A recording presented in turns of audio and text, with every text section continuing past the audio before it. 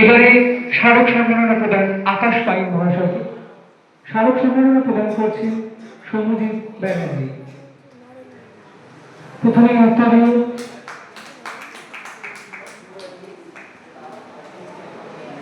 এবারে স্মারক।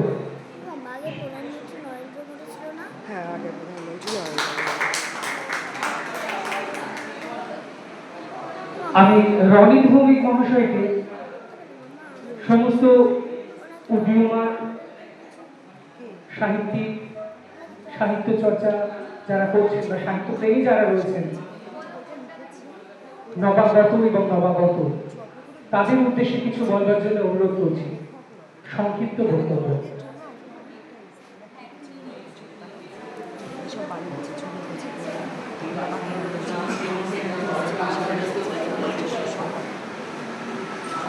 আমি সকলের উদ্দেশ্যে বলবো, সামনের একাধিক চেয়ার ফাঁকা রয়েছে, আপনারা সামনের দিকে এগিয়ে এসে বসুন, কোনো অসুবিধা নেই।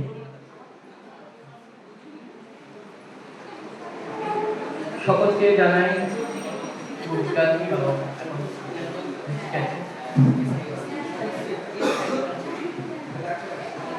স্বপ্নের বর্ষবরণ, স্বপ্ন প্রকাশনী, এই যে পথ চলা প্রথম থেকে আমাদের পাশে আছে এবং দীর্ঘদিন ধরে এই যে সংগ্রাম করে চলে যাচ্ছে আমাদের সৌম্যজিৎ, তাকে সত্যিই আমি সাধুবাদ জানাই। এইভাবে মানুষকে একসঙ্গে একই ছাদের তলায় নিয়ে আসা, সে নাচ, গান, আবৃত্তি, লেখা, আমরা যারা দু কলম লিখতে পারি আমাদের স্টেজে বসানো, এর জন্য সত্যি আমি কৃতজ্ঞতা জানাই সৌম্যজিৎকে। এভাবে এগিয়ে চলুক এবং যারা নতুন কলম ধরছে এবং আরও পত্রিকা লেখালেখি করছে, নিজের বই, সংকলন ইত্যাদিতে লেখা দিচ্ছে, নিজেদের ভাব প্রকাশ করছে, এভাবেই আপনারা এগিয়ে চলুন। কারণ এই সাহিত্য জগৎ তখনই আরও বৃদ্ধি পাবে যখন আপনাদের মতো যারা বাড়িতে ফেসবুকে লিখছে, তারা দুমলেটে লেখা একটা যে আশা, সেই আশাটা থেকে বই প্রকাশে রূপান্তর হবে।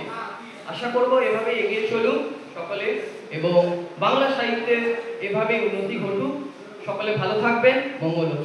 ধন্যবাদ।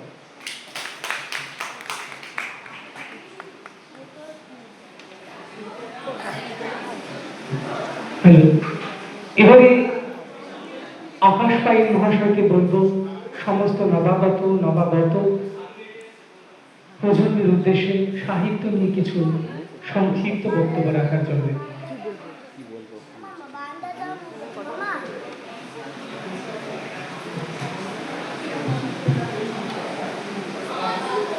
প্রচন্ড গরম, আর গরমের মধ্যে বেশি কথা বলে আরেকটু গরম বাড়াবো। একে রবিবার, দুয়ে তাপমাত্রা 40 ছাড়িয়ে গেছে, দিনে বাংলা কবিতা গল্পের জন্য যে কজন আপনারা একত্রিত হয়েছে, এইটাই নিজেদের মধ্যে নিজেদের উপলব্ধির জন্য যথেষ্ট। আমি আজকে অনেকবার সময়, যেহেতু আমার উদ্বোধন করার কথা ছিল অনেকক্ষণ আগে, অনেক সময় ফোন করে ফেলেছে আমার আসার আগে। ঘটনা হচ্ছে রাস্তায় বাস কম, নির্বাচন মিটে যেত, নির্বাচন কমিশন এখন অব্দি বাসগুলো ছাড়ে, ফলত রাস্তায় বাস কম, গাড়ি ঘোড়া কম। এবার এই এত কিছু বিপর্যয়, এখনো রাস্তায় অনেক জায়গায় অনেক রকম সমস্যা চলছে, অনেক রবিবার আরো বেশি করে চলছে, সেইগুলো কাটিয়ে আপনারা এসেছেন। সাহিত্য নিয়ে চারটে কথা এই সময় আরেকটু বেশি করে বলার প্রয়োজন নেই, তার দুটো কারণ। এক, এর মধ্যেই আমরা, মানে আমি সাহিত্যের ছাত্র হওয়ার জন্য 4-5টা রবীন্দ্রনাথের বই, 4-5টা নজরুলের বই সিলেবাসের গোটায় পড়াশোনা করেছি। সিলেবাস আমাদেরকে জোর করিয়ে পড়িয়েছে। আর স্বাভাবিকভাবেই আমি কিছুদিন আগে একটা কোনো রাজ্যের শিক্ষামন্ত্রী বলছিলেন, আর ইংরাজি গম্ভীর ভট্টাচার্যের একটা ভিডিওতে দেখছিলাম যে হাম্পি ডাম্পি কেন দেয়ালে উঠতে গেল, ওরা পড়ে গেলে একটা শিশু মন নষ্ট হয়, এই কবিতা পড়ার দরকার নেই। এইটা বেশি দিন দূরে নয়, হঠাৎ করে আমাদের শুনতে হতে পারে। শোনার পরে কবিতাটা কেন পড়বো আমরা, ওখানে তো সেই একা বসে থাকার কথা বলছে, বিকাশার কথা বলছে, কেন পড়বো? এটা খুব বেশি দিন দূরে নয়, খুব হতাশার সাথে বলছে। দীর্ঘদিন ধরে আমাদের পড়ার অভ্যাস আস্তে আস্তে চলতে দেখতে দেখতে এমন জায়গায় এসে দাঁড়িয়েছে, আমরা পড়ি না, সত্যি পড়ি না। মানে আমাকে মঞ্চের এপারে থাকতে হচ্ছে বলে আমি খুব দায়িত্ব নিয়ে বলতে পারি না যে আমি রোজ একটা অধ্যায় যে কোনো বইয়ের বা 10টা কবিতা পড়ে নিজেকে সাহিত্যিক, সাহিত্য বোদ্ধা ইত্যাদি ইত্যাদি উপমা বসাচ্ছি। তার মধ্যে আরো সুযোগ সুবিধার জায়গা রয়েছে চ্যাটজিপিটি, জেমিনাই, এআই প্রসিডিওর। গবেষণার ক্ষেত্রে আমাদের অনেক সুবিধা, মানে আমি এই রিসেন্ট একটা গবেষণার কাজ করছিলাম এই লৌকিক দেবদেবীর ওপর। আমি 17টা বইয়ের রেফারেন্স হার্ড কপিতে নিয়েছিলাম, 18টা বইয়ের রেফারেন্স আমাকে জেমিনাই দিয়েছে। আমি সেই বইগুলোর নাম জীবনে শুনিনি।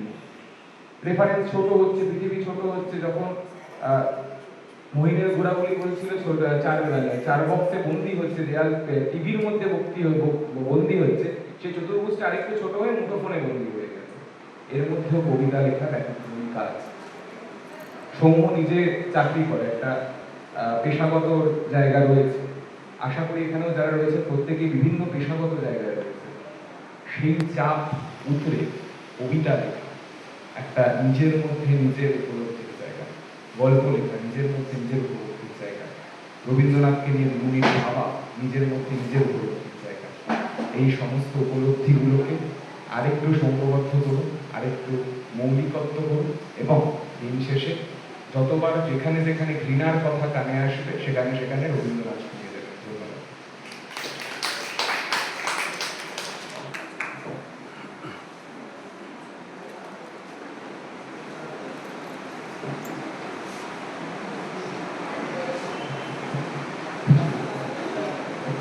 এবারে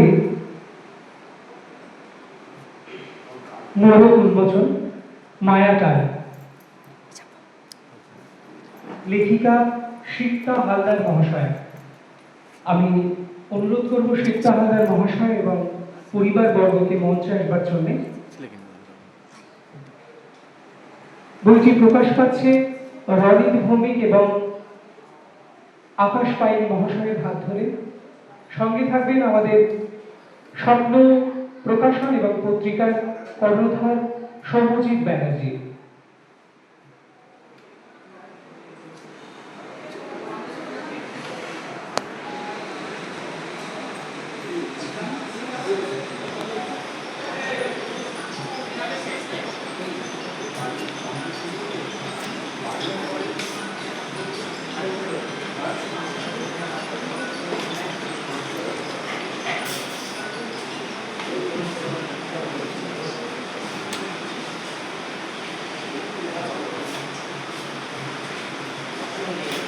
মায়াটাল, সিক্তা হালদার মহাশয়।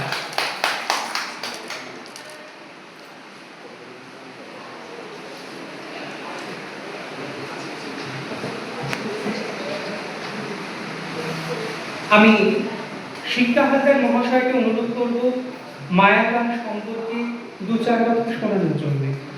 পাঠক মহলে কি ছড়িয়ে দিচ্ছে মায়াটাল।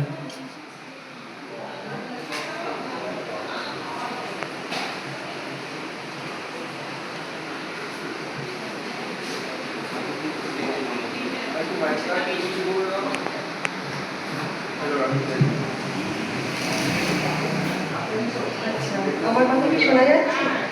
কম্পিউটার বেলায় সাউন্ডটা দেয়? আচ্ছা, ধন্যবাদ।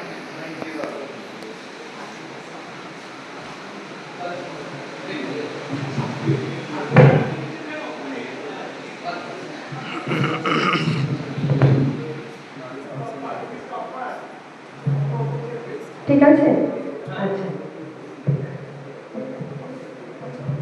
হ্যালো,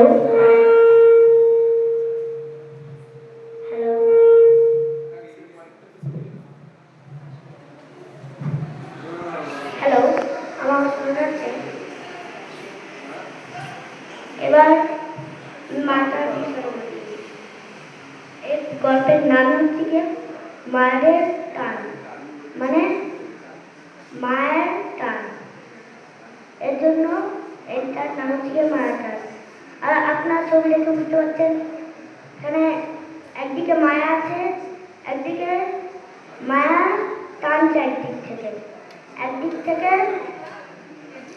মায়ার জন্য এত লোক, এখানে একটা ছবি দেখতে পাচ্ছেন, এটা হচ্ছে গিয়ে মায়া, হচ্ছে গিয়ে মায়া ওকে টানছে।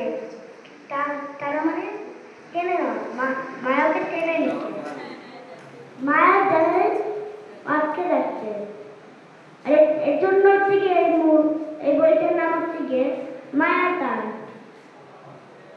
আর আমি যাচ্ছি ধন্যবাদ। তোমাকেও অনেক ধন্যবাদ। আসলে সত্যি আমার গল্পে প্রথম যদি পাঠক হয় কেউ, ও তো এখনো পাঠ করতে পারে না, শ্রোতা। আমার প্রতিটা গল্পের শ্রোতা ও নিজে। তো একদিন রাতে আমি ওকে গল্প বলছিলাম, আর আমি আমার গল্পগুলো শেয়ার করতে পারি তো? সমস্যা হবে না তো? আচ্ছা, এই মায়াটানের পেছনে গল্পটা অনেক বড়। অনেক কষ্ট করে রাত জেগে গল্পগুলো একটু একটু করে এইখানে সঞ্চয় করেছি আমি। প্রথমে গল্পগুলো ও শুনেছে, তারপর ও আমায় বলেছে একটা বই লেখো না, বই থাকলে ভালো হয়, যখন তুমি থাকবে না তখন পড়বো। আমার গল্প অনেক, আমার ল্যাপটপ, মোবাইল সব জায়গাতে গল্প স্টোর করা। খাতায় লিখলে হারিয়ে যায় বলে আমি মোবাইলে এখন স্টোর করি। ও বলছে হারিয়ে যাবে কেন, একটা বই লিখে বিক্রি করে দাও, কারো না কারো কাছে তো থাকবে। তো তোমাকে অনেক অনেক ধন্যবাদ আর আমাকে অনুপ্রেরণা দেওয়ার জন্য। এবার আমি ফিরে আসি এই বই প্রকাশকের একজন বন্ধু সৌম্যর হাত ধরে। কভার পেজের হয়েছে, ধন্যবাদ। আমিও হয়তো আমার কল্পনা থেকে এত সুন্দর রং তুলি টানতে পারতাম না। আমিও একজন পাঠক, যদি এই কভারটা আমার সামনে আসে একবার হলো আমি হাতে নেব। তোমরা যে প্রচেষ্টাটা শুরু করেছো, সত্য প্রজন্মটা একটু কষ্টের হয়, তবে হ্যাঁ, তোমাদের উদ্যমটা সত্যি অনবদ্য। কভার পেজ বইয়ের সেলের প্রথম জায়গা। তোমরা ব্যবসার মার্কেটটা খুব ভালোভাবে ধরতে পারবে। তারপরে আসি ভেতরে লেখার ধরনটা। সত্যি আশা করি তোমাদের হাত ধরে এই বইটা পাঠকদের দৃষ্টি অবশ্যই আকর্ষণ করবে। ধন্যবাদ তোমাদের এই প্রচেষ্টাকে। সবাই একটু হাততালি দিলে আমার খুব ভালো লাগবে।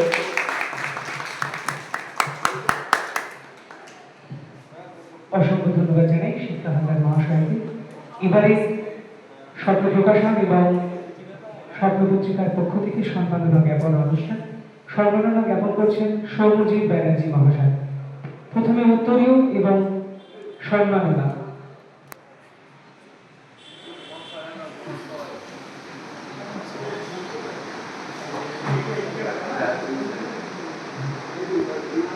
সকলে একটু করতালির মধ্য দিয়ে উৎসাহিত করবে।